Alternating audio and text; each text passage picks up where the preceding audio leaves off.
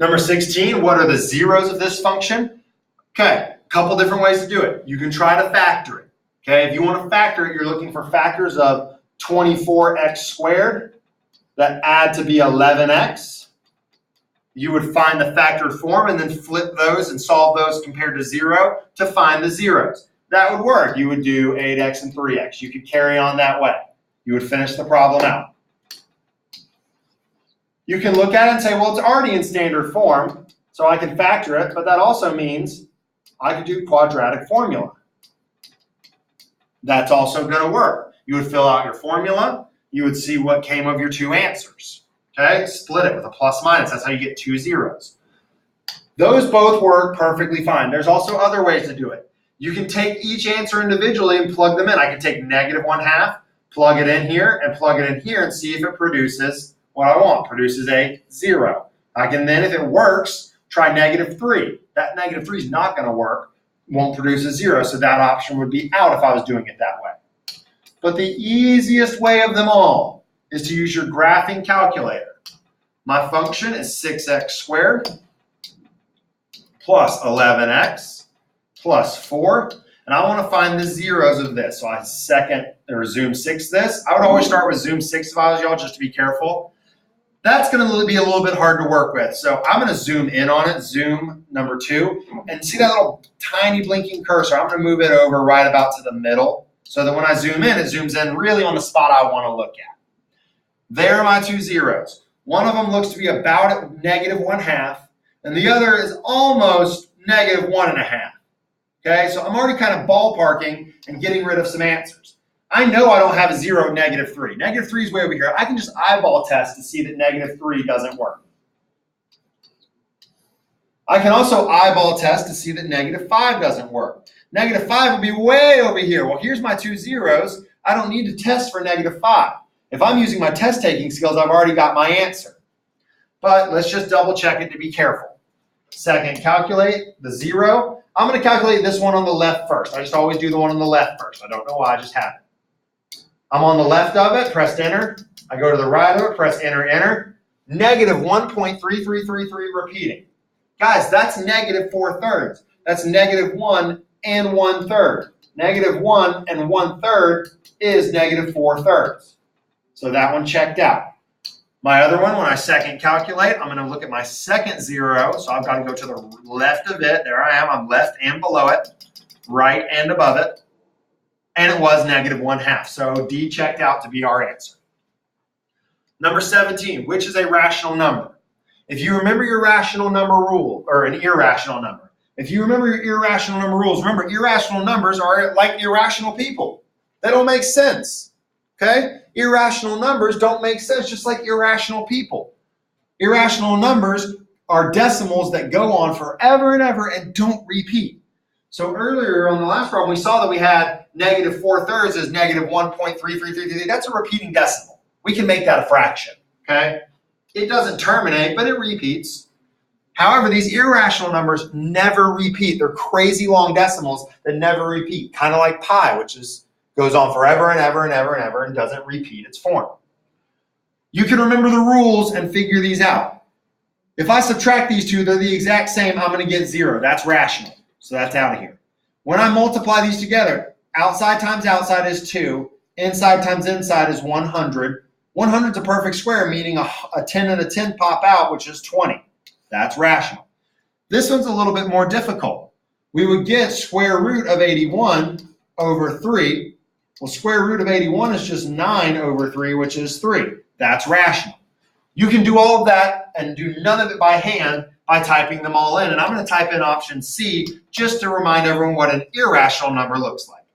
3 on the square root of 5 plus 6 on the square root of 5. Now, I know my adding radical rules, that's going to just be 9 on the square root of 5, but just to be safe, I'm going to type in the original. 20.1246118. There's no pattern there. And our calculator, that's not where that decimal ends. Our calculator just has to stop at some point. It doesn't have infinite digits.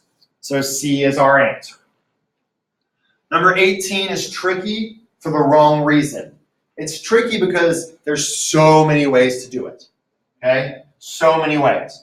First off, if you're one person who likes to do these by hand, solving just means, hey, when does this equal 0? So it's looking for zeros of this function. If you like to do them by hand, throw that thing into standard form by rearranging the pieces. X squared minus 8x equals 0. If you want to do quadratic formula, that's fine.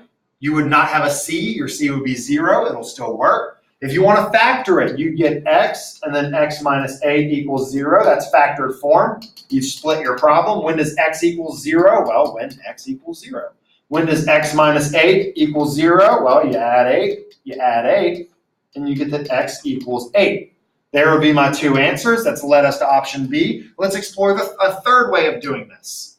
A third way of doing this problem is just to graph it. We just put it in standard form, so let's put it in our calculator. You can also put the original in the calculator because it's got a 0 on the other side.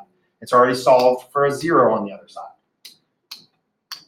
8x squared minus 8x, that's our standard form. Zoom 6. Always start with zoom 6. Remember that last graph I was doing? I had zoomed in way over here on this little portion. Okay? If I would have just pressed graph, I wouldn't have seen any of my parabola. You'd have thought you did the problem wrong. But we can see when our function equals 0, 0, and 8, just like we found by factoring. A lot of different ways to do it. Number 19, identify the vertex. Two ways to do it. Most of the time I'm going to tell you, hey, if you can do it in the calculator, just do it in the calculator. And that'll work here, but I remember my rule. My rule is that I'm going to flip this number, because this is in vertex form, and I'm going to get -1. And I'm going to keep this number, which means I'm going to get +2, and that should be my vertex. Now again, if you want to be rather safe than sorry, throw this thing in the calculator. We've got 7x plus 1, quantity squared, plus 2, zoom 6. There's my parabola, there's my minimum, and I'm going to second calculate that minimum. I got to go left of it. There we go. Sandwich it in on the right side. There we go. Enter, enter. And it is, in fact, -1, 2. Okay, never mind all the extra decimals. Just round it. -1, 2.